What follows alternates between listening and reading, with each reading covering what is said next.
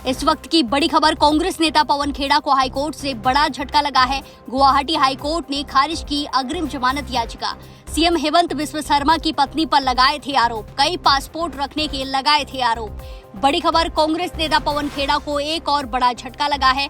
Guwahati high court ने असम के मुख्यमंत्री की पत्नी पर की गई उनकी टिप्पणी को लेकर दर्ज एक आपराधिक मामले में उनकी अग्रिम जमानत की अर्जी खारिज कर दी है। ऐसे में इसी मामले में पवन खेड़ा पर गिरफ्तारी की तलवार लटकती नजर आ रही है।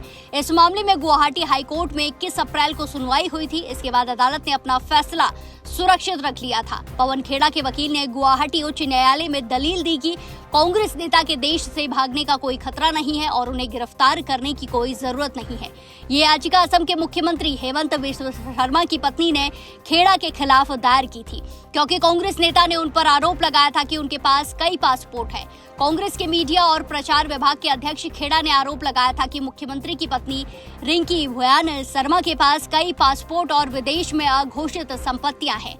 इस महीने की शुरुआत में एक प्रेस कॉन्फ्रेंस में कांग्रेस नेता ने आरोप लगाया था कि उनके पास यूएई, मिस्र और एंटीगुआ और बारबुडा के 3 पासपोर्ट, दुबई में 2 संपत्तियां और शेल कंपनियों में संपत्तियां हैं। इन आरोपों के बाद रिंकी ने Guwahati crime branch police station में खेड़ा और अन्य लोगों के खिलाफ धोखाधड़ी, मानहानि, कीमती वसीयत और इलेक्ट्रॉनिक रिकॉर्ड की जालसाजी और जानबूझकर अपमान करने से जुड़ी संबंधित धाराओं में एक आपराधिक मामला दर्ज कराया।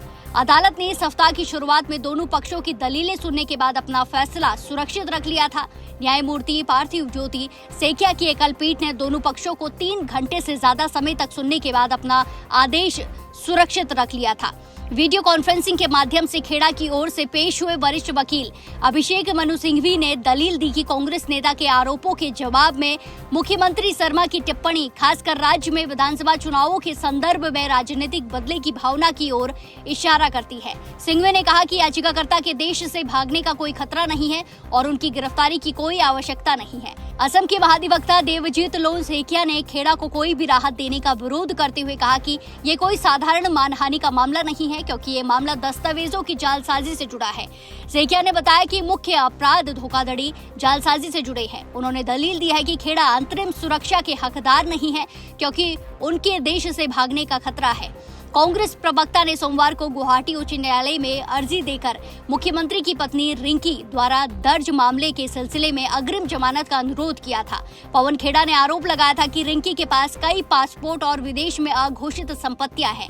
इसके बाद रिंकी ने गुवाहाटी अपराध शाखा थाने में खेड़ा और अन्य के खिलाफ भारतीय न्याय संहिता की विभिन्न धाराओं के तहत आपराधिक मामले दर्ज किए हैं।